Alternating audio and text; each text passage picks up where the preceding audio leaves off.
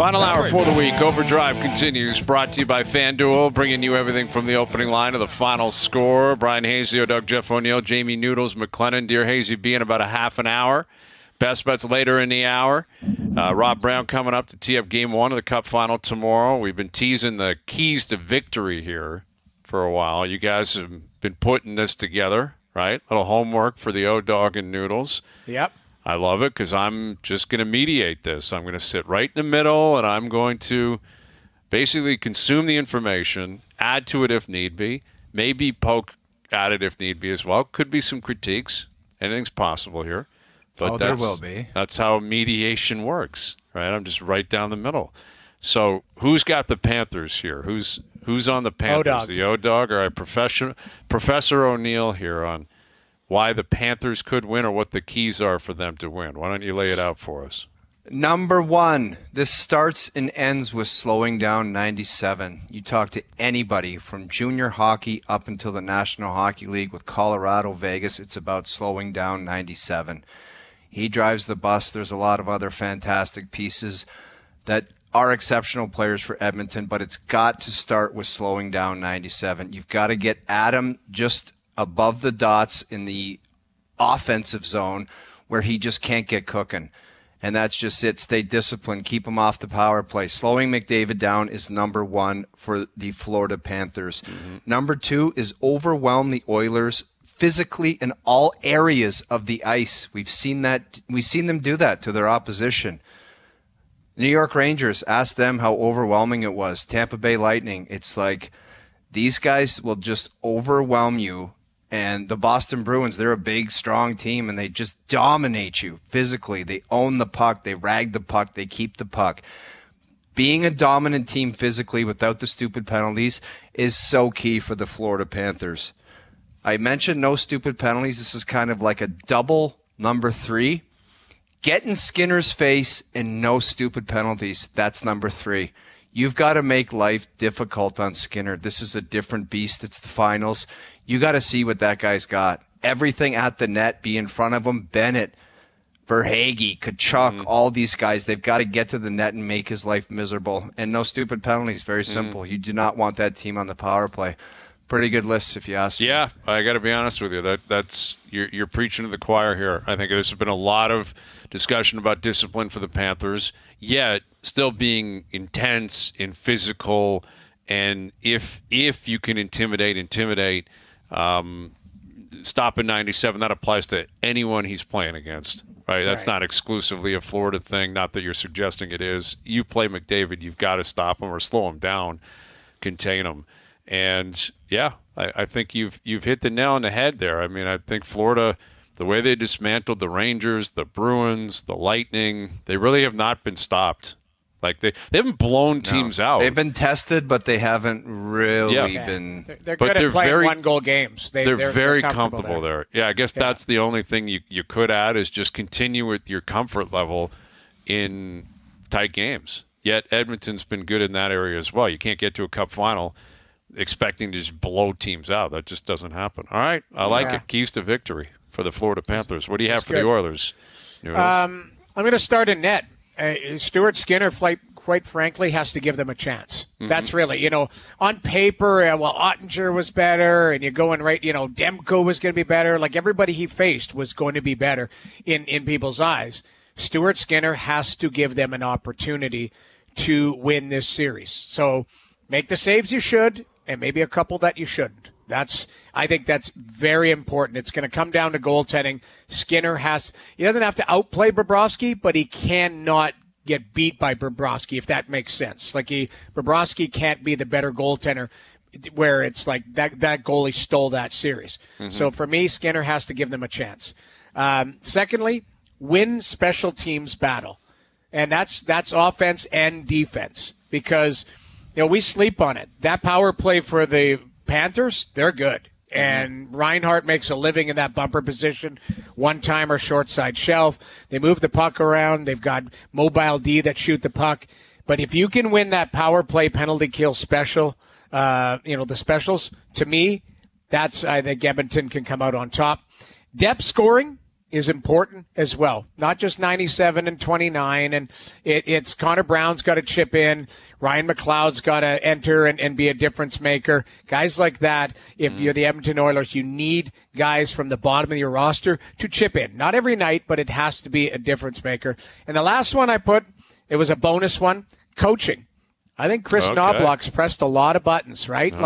Hey, it takes guts to take Skinner out. It takes guts to Ryan McLeod put him back was in is gutsy. And Ryan McLeod was a mainstay on a lot of things. All of a sudden, McLeod's out. In goes Henrique, and then Desharnais, big strong defenseman. You're out. Going to put a rookie in on the back end. So I think coaching instincts and moves is going to be important.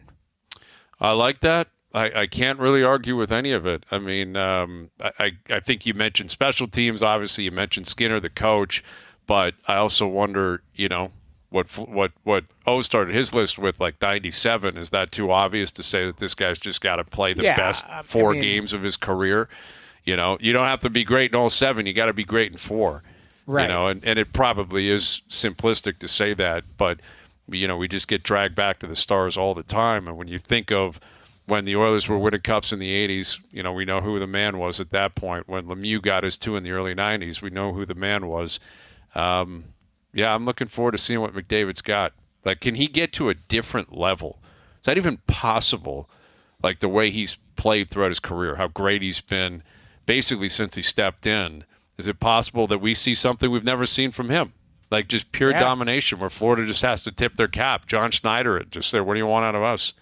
Nothing we can do. All right, there you go. I like it. I like the mediation. That could happen to McDavid, where he just does some stuff where it's like there's no answer for that. Yeah, that would be ideal for the Oilers, for sure. And then, Draisaitl's right there, too, saying that he's more than capable of doing that himself. And we started the show talking about Hyman and, him discussing leaving Toronto for Edmonton, yet guy's got, 14 goals in playoffs? Like, where does he end? Does he get to 16, 17, 18? Is he the all-time record's 19? I can't imagine 5 in the Cup Final, yet he started the playoff run with a hat trick against LA in Game 1. Right. So, it's going to be a great series, and we've discussed it all week. Rob Brown will join us here in a moment and, get Edmonton's side of things and, where their heads are at with this much time off.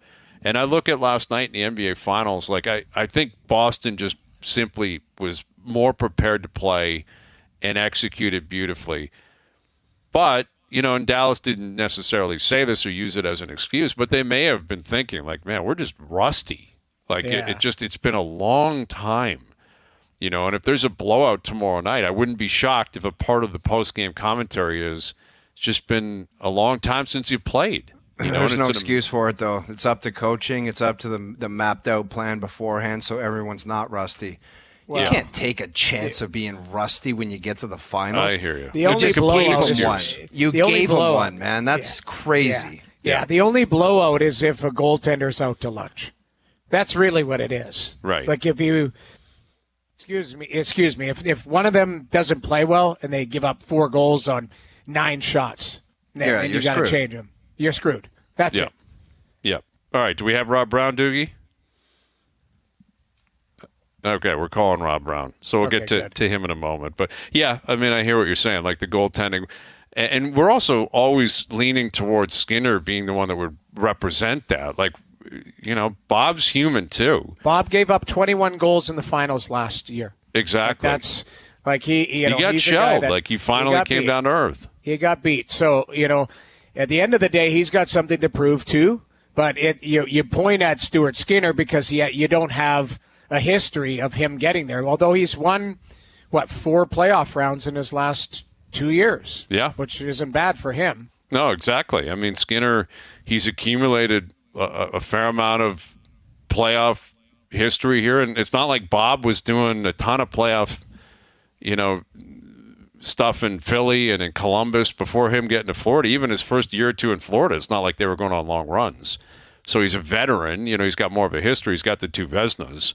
But, I think, we'll see. That would be something, though, if Bob got shelled to start it off. Like, and then you start wondering, like we did last year, like, is this something about him in the Cup Final? Yeah, he gave up 21 last year in the final, I think. Yeah, exactly. Exactly. 21. And that was what, 5-game series? Did it go 5 or 6? I can't remember. It might have gone 6. I thought it was 5, though. I thought Vegas just blew the doors off them, if I can remember correctly. But we'll see what starts tomorrow night. Here is former NHLer Oilers analyst Rob Brown. What's happening, Rob? I'm doing well. I see that you guys got me on phone. That's smart. I look much better on radio than I do on TV, so good move by TSN already. There you go. I love it. It's great to have you. I mean, how are you feeling about this weekly build-up? It seems like an eternity. We're doing 3 hours a day. I mean, you guys are living it 24/7, dying to see some action. Have you embraced this week off, or is it starting to bother you and you just want to see these two teams play? I want to see the game start. I think this is too long. I understand with TV and how they want it in the American market, going back and forth with the basketball, but this is too long. I think that in the Edmonton market, it's not going to matter when the Oilers start. The fans are going to be there, and they're excited. But I think the rest of the hockey market's like, okay, seriously, there's other things to do. So to me, let's get the games going. I believe these are the two best teams in the National Hockey League, and rightfully playing each other here in the finals. So I'm excited by it. Brownie, we were just talking before you came on, some keys for both organizations if they're going to have success. So, when you look at this Edmonton Oilers team, what do you believe would be the keys for the Oilers to have success and to bring home a cup throughout this series? Well, the same thing that's brought them to the finals, specialty teams. Their power play, we all knew that it was going to be successful. I still don't think you can stop the Oilers' power play. You just try to limit the damage. But the shocking part for the Oilers has been how good the penalty killing's been. To me, their penalty killing won the Vancouver Canucks series. Their penalty killing won the Dallas Stars series. So specialty teams, if this is a game or a series where the referees make a lot of calls, this favors the Oilers big time because their power play and penalty killing have been fantastic. So to me, the biggest key for the Oilers is if their PK and their PP are going and getting opportunities, I believe they'll find success. Brownie, you were up close and personal to some greatness in your career in Pitt and watching Mario and playing with Mario. What do you think McDavid needs to do here in the finals for the Edmonton Oilers to win the cup? Like, is there another level? Does he have to dominate the series? Is it like Bryan Hayes said in the first hour where it just has to be 4 games? Like, what do you expect to see from McDavid, or what do you think the Oilers need for him to win? I think they just need Connor to be Connor. He's that good. I mean, he's a guy that you're almost spotting the Oilers a 2-0 lead when Connor's on the team because he's going to get 2 points each and every night.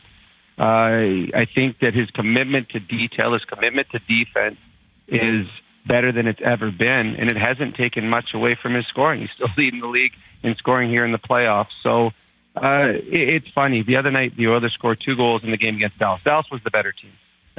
Stuart Skinner is the only reason that didn't go to Game 7. But in that game, that Oilers scored 2 power play goals. One, Hyman scored, and that was a mistake that was made by the Dallas Stars penalty killing. The second goal, the one that McDavid scored, the Dallas Stars did nothing wrong. They played it perfectly, but Connor was Connor.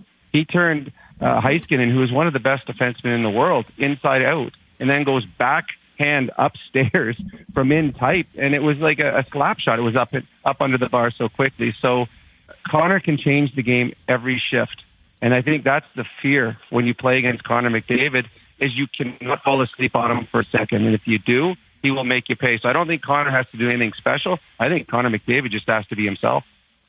Do you think there's enough ground and pound with the Edmonton Oilers to deal with Florida? I'm sure you've watched them a bunch in these playoffs. Like, they can overwhelm you physically. They take away time and space, and they can kind of suffocate you and hem you in pretty good. Do you think the Oilers have enough ground and pound to get through that? I do. I think the Oilers were, to me, the bullies of the Western Conference. Their physicality, led by Connor, led by Leon, both those guys, they're physical. They give more than they take. Evander Kane, Darnell Nurse, Hyman, Fogle when he's going. This is a team that has enough physicality. They're not going to be as physical as the Florida Panthers. They don't have to be because they've got a skilled team too. But when the Oilers needed to be physical throughout the season, when they needed to be physical in the playoffs, especially against the Vancouver Canucks, They were there. Anyone that watched the LA series and saw the pounding that poor Drew Doughty took will know that the Edmonton Oilers, when it comes to physical play, can hold their own. So, yeah, I know that Florida will be more physical than Edmonton, but Edmonton, they will not back down, and they've addressed that over the last couple of years by the players they've picked up, a Kane, a Hyman, and the physicality for the Oilers. And it's funny, but it's led by their superstars. Leon and Connor lead by example, and everyone follows. With Rob Brown, Oilers analyst, former NHLer, I would say the same thing applies to the best players on Florida, though, which makes this a fascinating matchup. Like Matthew Tkachuk is a guy that, has had 100-plus points in the league, 40-plus goals in the league, yet no one thinks like goal scoring and highlight reels with him first. They think that's a guy that's going to throw hits and agitate and get to the middle of the ice and try to grab whoever he can and drag them into a fight. And, Barkov is more of a professor on the ice, but he's a big boy. You don't see guys taking liberties on him. It doesn't really happen. Bennett is as tough as it gets. Pound for pound, Sam Bennett's one of the toughest guys in the NHL. So I'm curious how you think Florida, like how will Edmonton take that on? Everything you just said, Rob, about, describing Connor and Draisaitl and their physicality and being bullies. They're not going to bully Florida. Like, that's not going to happen, and I'm not sure you're expecting that. But Florida's best players, they would embrace that type of activity. So I'm curious how you think Edmonton could react to it if the first shift tomorrow night, Tkachuk gets right in the middle of it. What do you think ends up happening? Well, that's why I'm looking forward to this series. Florida's one of my favorite teams to watch because of the physicality. And I think it was last year, the year before, but one of the last 2 years when Florida and Tampa went at it in the playoffs, it was one of the most vicious series I've ever seen. And again, I love the fact that it's the best players on both teams that can be physical. It's not one guy that sits there, gets 3 minutes a night, goes out and throws 3 hits, but you don't see him when the game's important. I do believe the problem that a couple of teams in the playoffs have had playing against Edmonton is they played passive. They were afraid of the Oilers exploiting them with odd man breaks. So they didn't forecheck and allowed the Oilers just to free will out of their own zone and dump the puck in. And I think that's the exact opposite that you have to do against the Oilers. If you want to beat the Oilers, you got to keep them in their own zone. You've got to be physical on their defense. You got to create turnovers in the Oilers zone. Don't create them in the neutral zone. Do it in the Oilers zone. Now, it doesn't spell success, but it gives you a better chance. So when the Dallas Stars pushed in Game 6 with their forecheck, you saw that the Oilers did run into some problems. They struggled getting the puck out.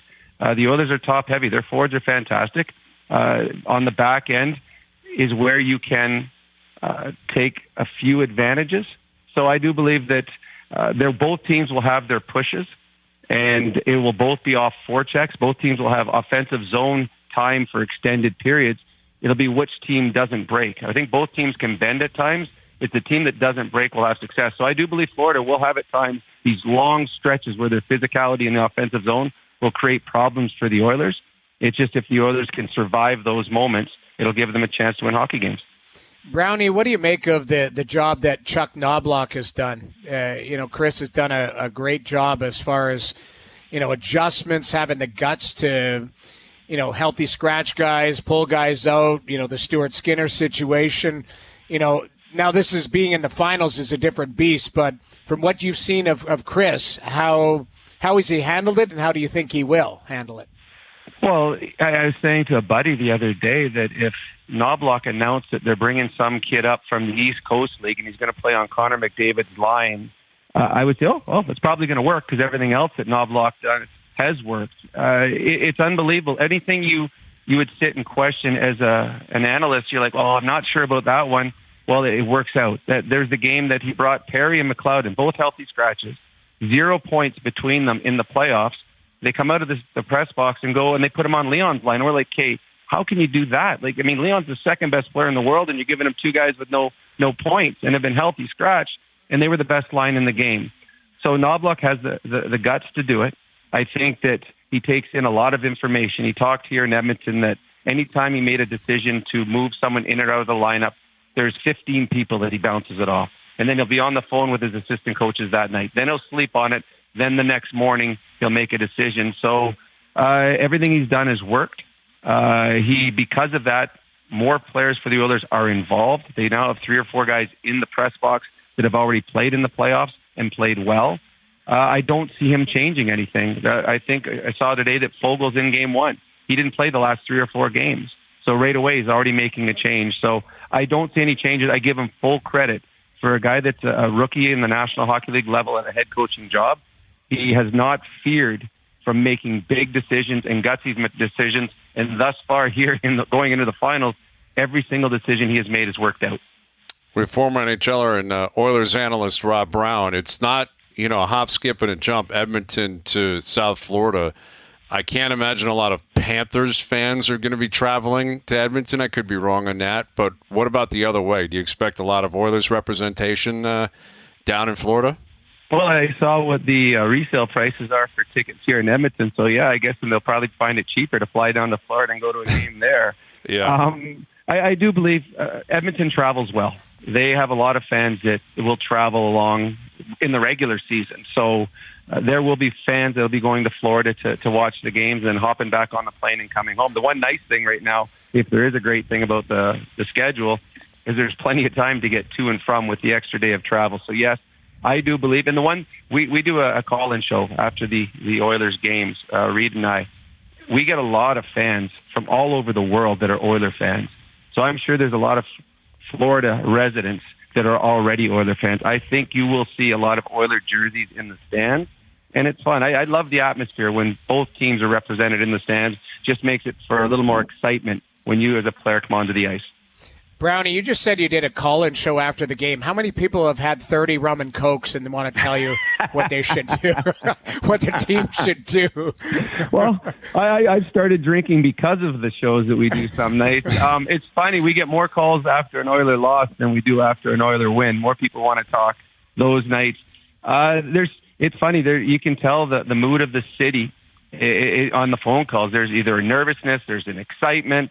You know what it's like here, Noodles. When the Oilers win, the next day, the city is happy. When the Oilers lose, the next day, there's road rage action. I mean, the Oilers, what happens in an Oiler game dictates how the mood of the city is the next day. So, yeah, on our call-in show there are a lot of people that are huge fans, and there's a lot of people with opinions on how the Oilers should be run.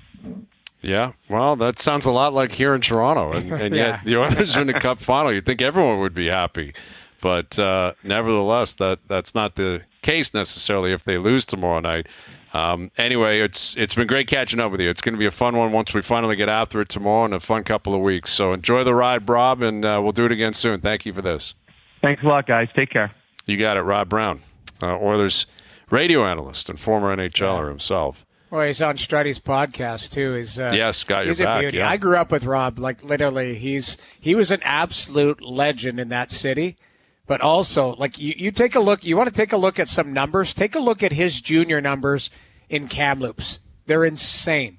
I'm looking at it right now. 212 point, like 212 points, Wow. like stuff like that. It's insane. Rob Brown's number. Now he had 49 goals in Pitt, right, playing with Mario. Yeah, he was an unbelievable player. 115 points his second year, 49 goals in 68 games. Yeah, like What? Rob is.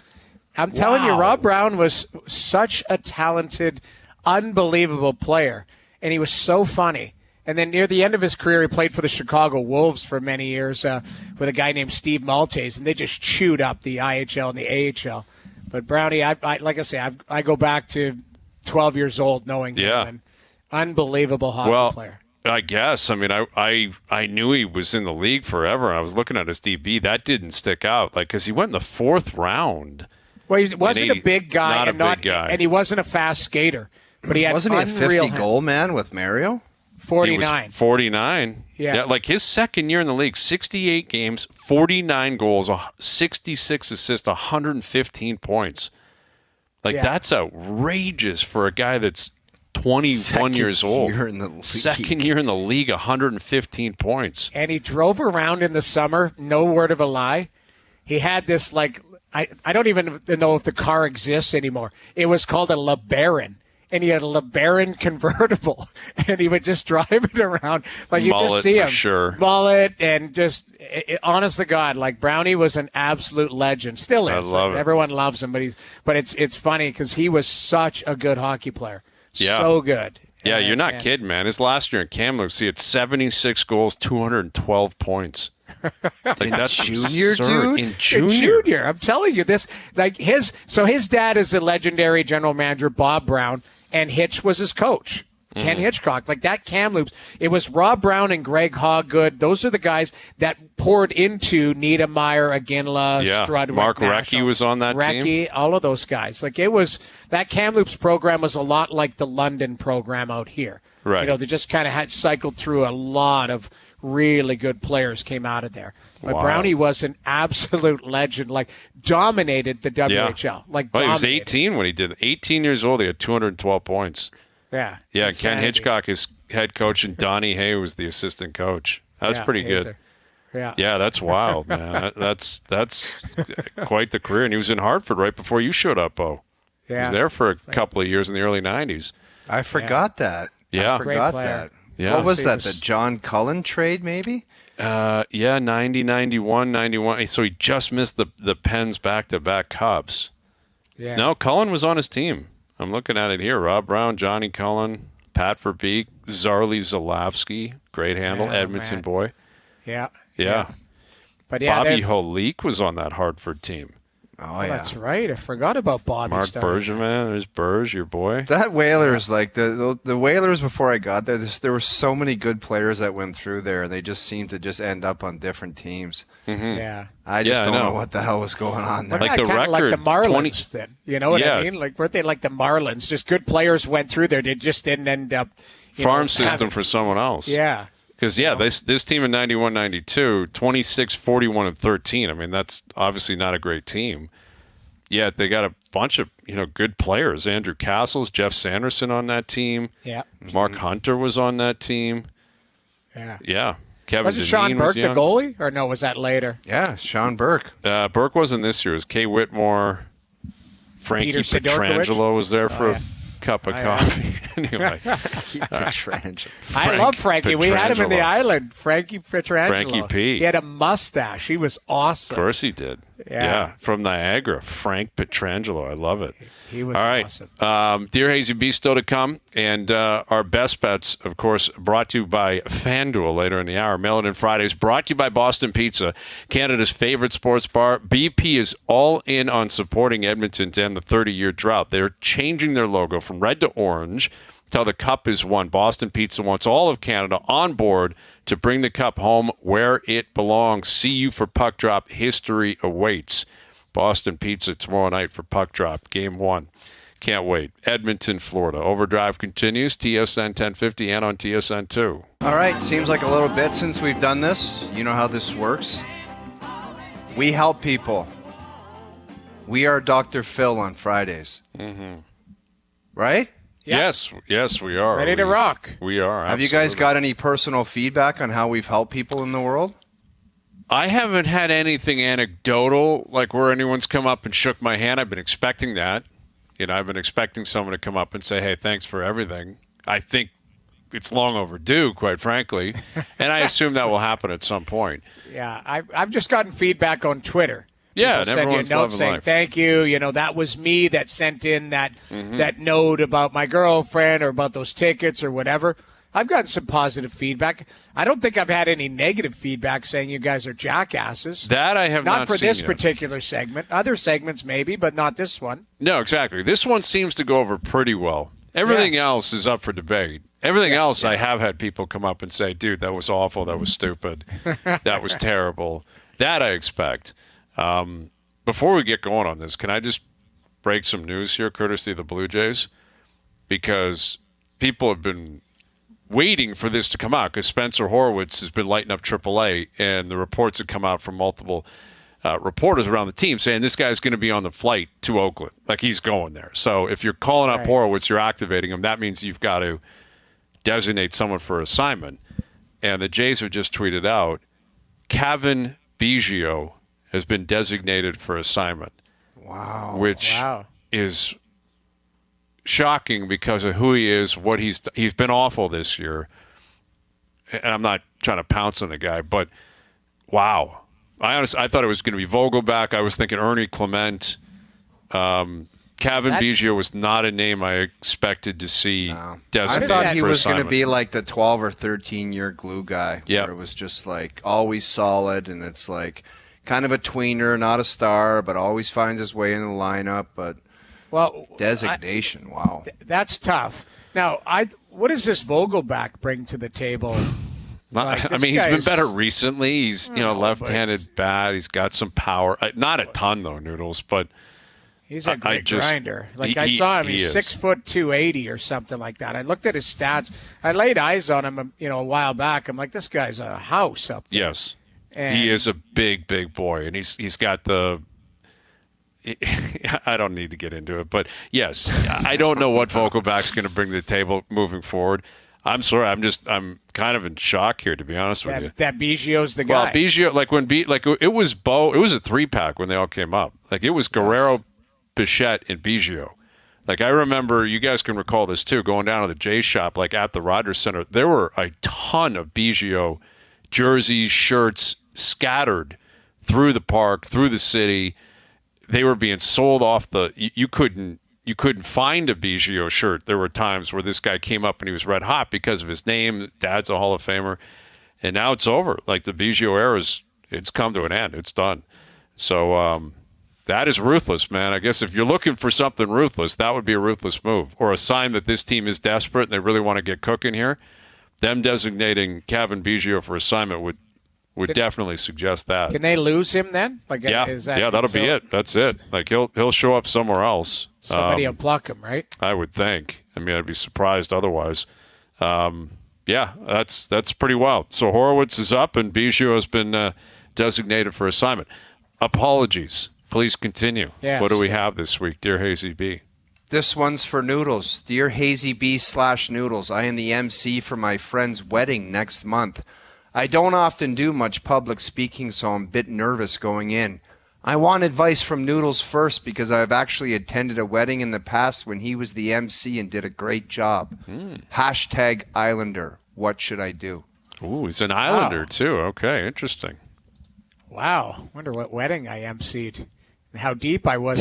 Honestly, you get a little drink, a few drinks into you. Yeah. You loosen Is up that a the little key? bit. Just tell the guy to have a good time. But you can't go over the top, man. No, you can't. Have you ever seen that Hayes work? Have you ever seen that Hayes? I've seen it where the MC's brutal because he's boozing and you're like, and he's not slurring, but then starts saying inside jokes and stuff. And you're like, no one understands that. Like, why would you ever think that would be okay to get that gooned where you're slurring? Like, I know, especially as an MC. Again, it's not your night, right? Yeah, like and you're there usually to represent like the best couple. man or something. I don't know. Like, why would you want to ruin everything like that? I think the best thing you can do. Just don't get gooned. Have a drink or two to maybe take the edge off, but go up and have fun. Everybody in that room is there because they love the bride and the groom, and all you're doing is celebrating that. So the worst thing you can do is try and make things personal or inside jokes and all that. Just mainstream, few jokes. If you find there's always a guy, like for me, maybe part of a group. If there's 8 guys that hang out, maybe one guy is kind of like the punching bag or whatever. You can take a few shots at that guy and have a little fun. But outside of that, just celebrate the couple. You can never go wrong with celebrating the couple and telling some fun stories and that. But don't cross a line. You're right. Like do not cross a line. Yeah. Do not go over the top. Hey, remember back when we were 20, we went to Vegas and you hooked up with that? No.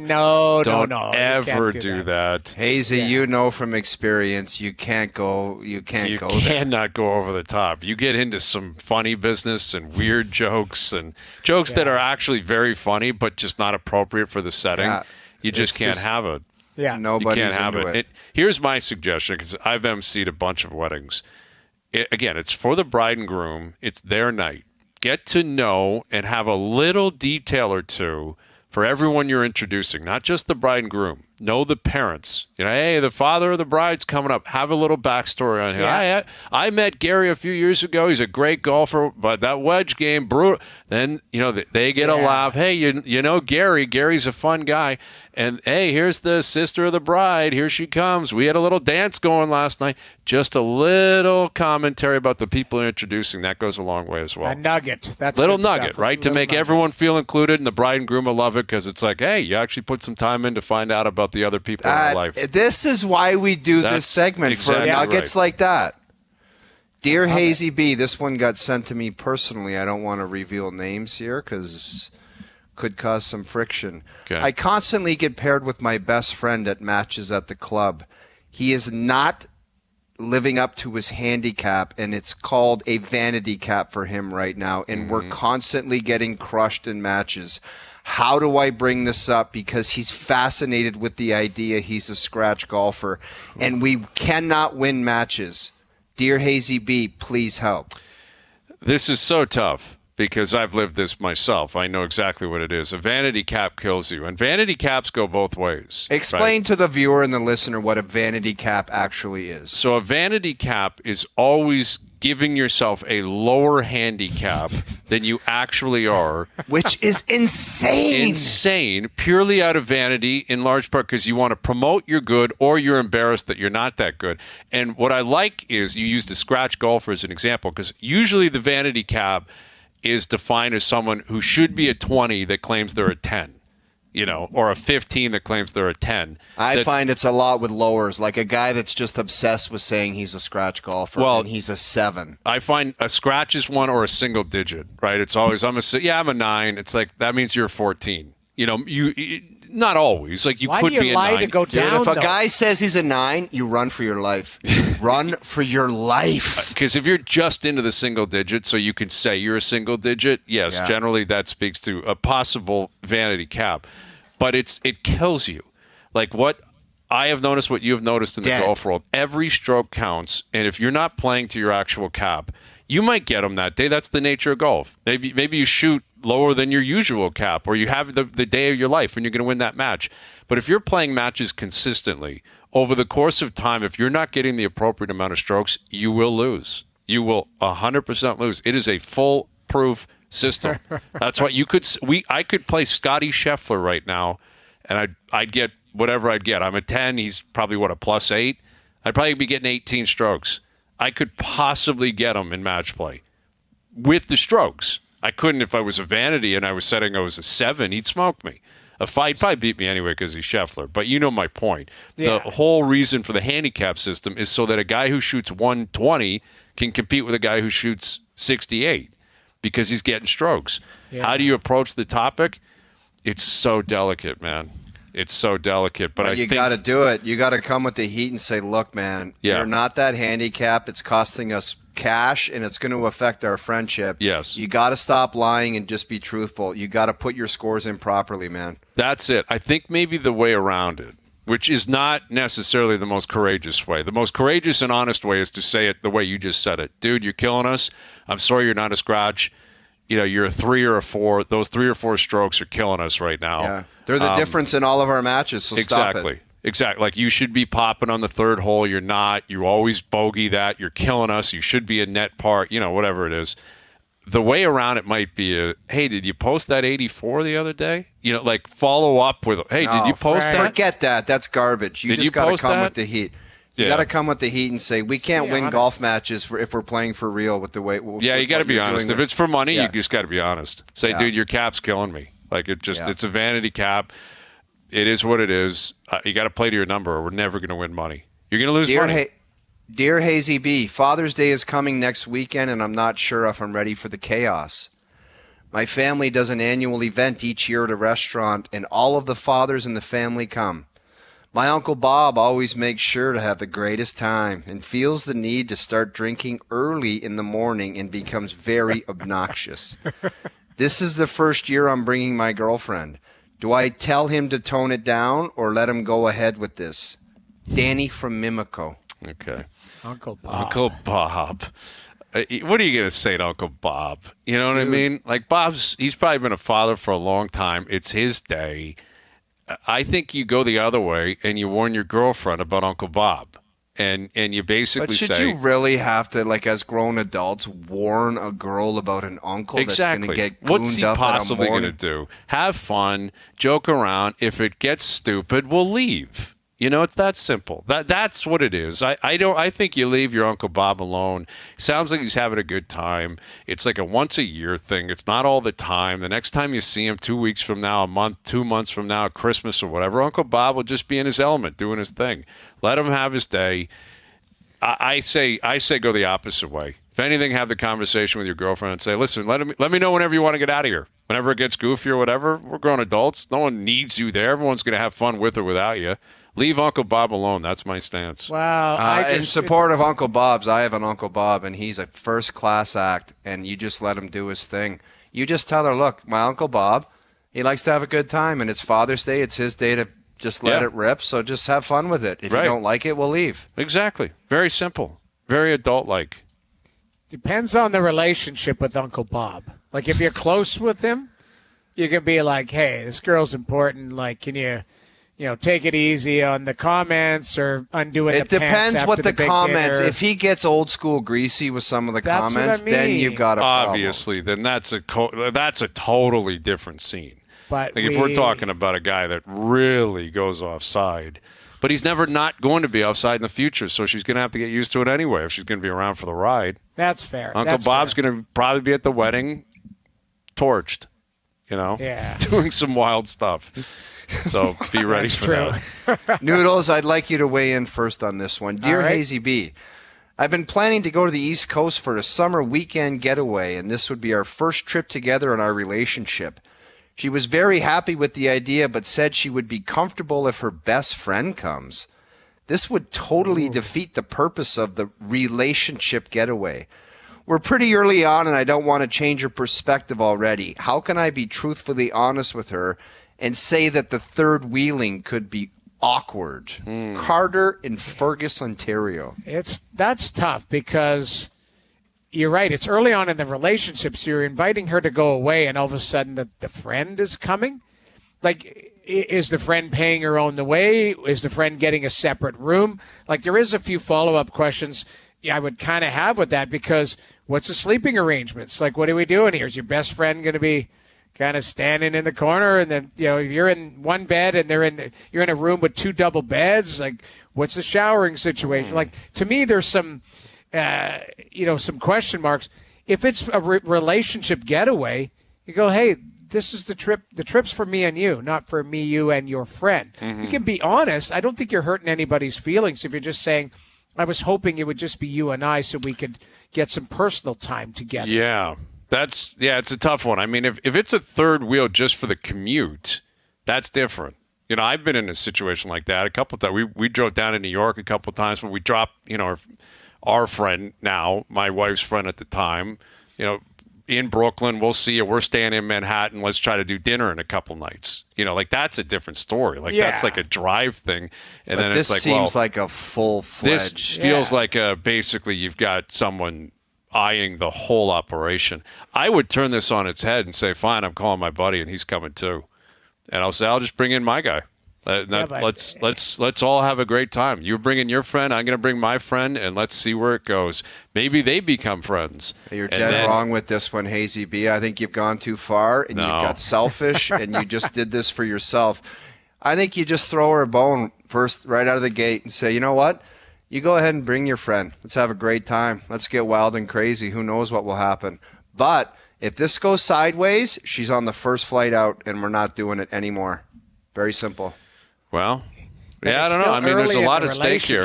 What if the friend's a knockout, a 10 out of 10, and then this guy gets halfway to Halifax and he's like, maybe anything's possible. Who knows? I don't want to throw that out into the universe, but that's the gamble that's being you're bringing into the program here.